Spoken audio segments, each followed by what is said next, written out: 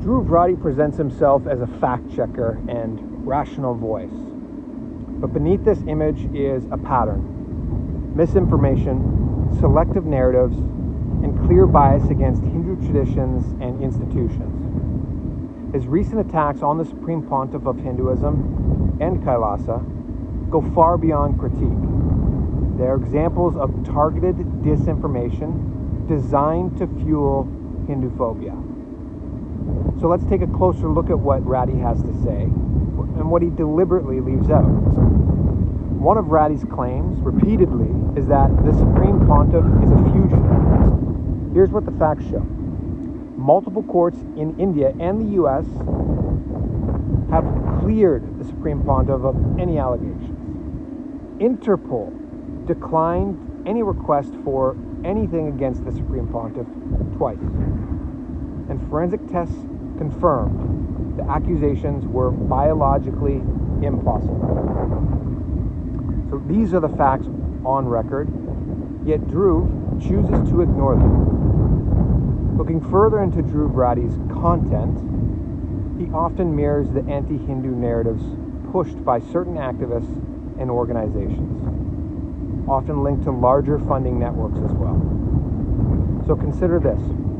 When certain figures like Harsh Mander push an anti-Hindu claim, Rathee follows with a video shortly after. Mander is also someone who has ties to the George Soros-backed initiatives, the ones that aim to reshape India's democratic and cultural fabric. Now, Rathee, who's based in Europe, also collaborates with platforms that are openly critical of India and Hinduism. Believe it or not.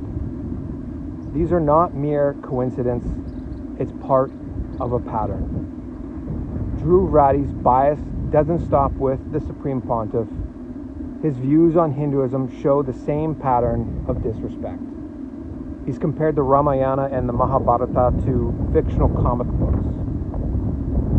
He's drawn parallels between saffron-wearing Hindus and global terrorists.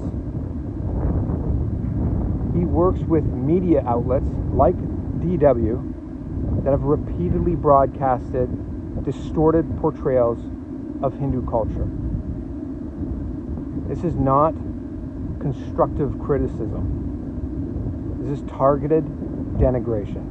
First, there was a so-called deepfake video theory where no official forensic lab confirmed it, and RTI queries exposed that no such report even existed. Then, he claims that Kailaasa misled the UN. False. Kailaasa participates through lawful channels open to civil society actors.